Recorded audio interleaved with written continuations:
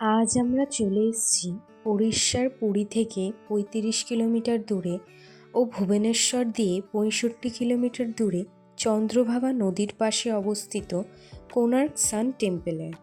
কোণার্ক কথার অর্থ হলো কোণ, যার মানে দিশা, আর আর্ক, যার মানে হলো সূর্য, অর্থাৎ সূর্যের দিশাকে বোঝানো হয়েছে। এই মন্দিরটি বানানো হয়েছে এমন করে যেন সূর্যের প্রথম কিরণ মন্দিরের গর্ভগৃহে এসে পড়ে। পুরাণ মতে জানা যায় শ্রীকৃষ্ণের পুত্র শাম্ব রূপে অত্যন্ত সুন্দর ছিলেন। একদিন শ্রীকৃষ্ণ যখন গোপিনীদের সঙ্গে লীলায় ব্যস্ত ছিলেন, তখন নারদের মন্ত্রণায় শাম্ব সেখানে ঢুকে পড়ে এবং সেই সময় সব গোপীদের নজর তার ওপর গিয়ে পড়ে। এতে শ্রীকৃষ্ণ প্রচুর রেগে গিয়ে তাকে অভিশাপ দেয় যে তার সব সৌন্দর্য হারিয়ে যাবে। তখন শাম্ব চন্দ্রভাগা নদীর তীরে এসে ১২ বছর সূর্যদেবের কঠোর তপস্যা করে সূর্যদেবকে প্রসন্ন করে এবং সূর্যদেব তাতে খুশি হয়ে শাম্বকে তার হারানো রূপ ফিরিয়ে দেয়। এই কারণে শাম্ব সূর্যদেবের সম্মানে নদীর তীরে এই সূর্য মন্দির প্রতিষ্ঠা করে। তবে জানা যায় এই মন্দির ৪বার নির্মিত হয়েছে। আজ আমরা যেই কোণার্ক মন্দির দেখছি তা ঐতিহাসিক মতে ১৩০০ শতাব্দীতে পূর্ব গঙ্গ রাজবংশের প্রথম নরসিংহদেব এটি নির্মাণ করেছিলেন। মন্দিরের গর্ভগৃহে সূর্যদেবের একটি ভাসমান মূর্তি মানুষের নজর কাড়ত, তবে তা আজ সাধারণ মানুষের জন্য বন্ধ করে দেওয়া হয়েছে। মন্দিরে সূর্য দেবতার বিশাল আকারের বিগ্রহ তা আজ নেই বলেই জানা যায়। ১৯০৩ সালে বাংলার গভর্নর জে.এ. বর্ডেলন এই মন্দিরে গর্ভগৃহে বালি চাপা দিয়ে মন্দিরের গর্ভগৃহ বন্ধ করে দেয়। তবে ভারত সরকার ২০২২ সালে এই মন্দিরের গর্ভগৃহ থেকে বালি সরানোর সিদ্ধান্ত নেন, কিন্তু তার কাজ আজও সম্পূর্ণ করা সম্ভব হয়নি। ১৯৮৪ সালে ইউনেস্কো থেকে এটিকে একটি ওয়ার্ল্ড হেরিটেজ সাইট হিসেবে স্বীকৃতি দেওয়া হয়।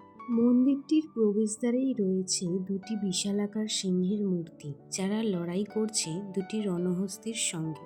মন্দিরটির উচ্চতা প্রায় ৮৫৭ ফুট, তবে মন্দিরের অনেকাংশই বালির তলায় চাপা পড়ে গেছে। মন্দিরটি বালি, পাথর ও গ্রানাইট দিয়ে তৈরি করা হয়েছিল। এটি বানাতে প্রায় ১২ বছর সময় লাগে।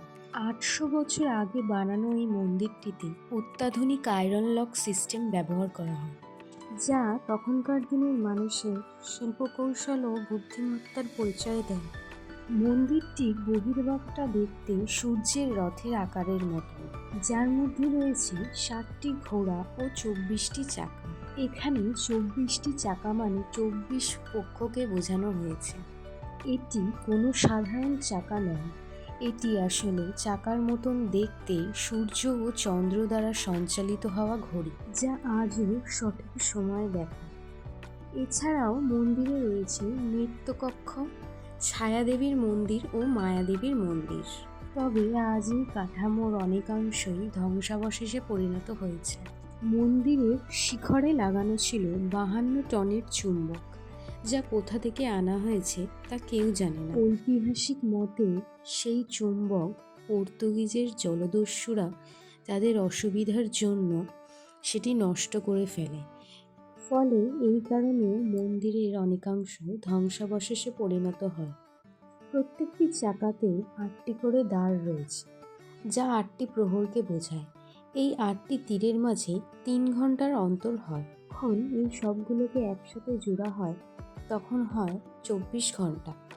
১৭৭৯ সালে কোণার্ক থেকে অরুণ কুম্ভ নামে বিশাল একটি স্তম্ভ নিয়ে পুরীর সিংহদ্বারের সামনে স্থাপন করা হয়।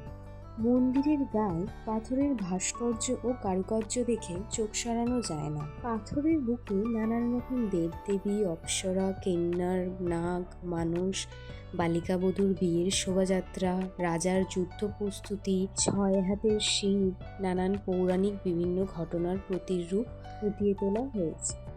উড়িষ্যার ইতিহাস অনুযায়ী কালাপাহাড় ১৫০৮ সালে কোণার্ক আক্রমণ করে। এই মন্দিরটি ধ্বংসপ্রাপ্ত হওয়ার অনেকগুলি কারণ আছে। তার মধ্যে আরেকটি কারণ হলো এটি যে নরসিংহদেব মুসলিম মেয়েকে বিয়ে করার জন্য বহিষ্কৃত হন, তাই নিজেই এই মন্দিরকে ধ্বংস করে দেন। কোণার্ক মন্দিরের অনেক শিল্পকৃতি এখন সূর্য মন্দির জাদুঘরে রয়েছে।